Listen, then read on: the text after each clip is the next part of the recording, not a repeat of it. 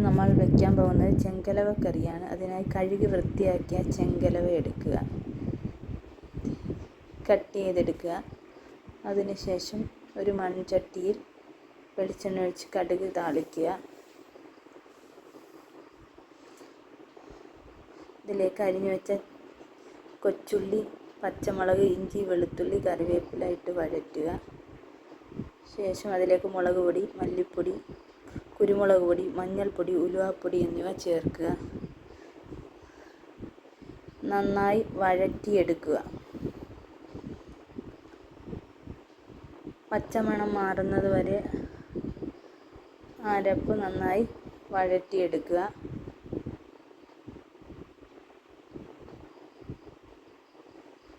ഇതിലേക്ക് വെള്ളവും കുടംപുളിയും ചേർത്ത് ഇളക്കുക.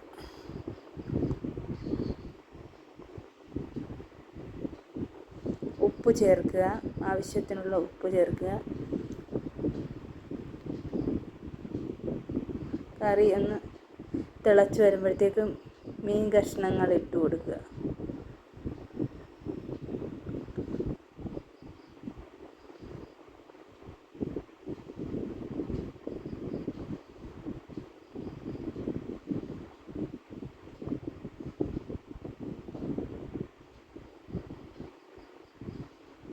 നന്നായി തിളച്ച് വരും.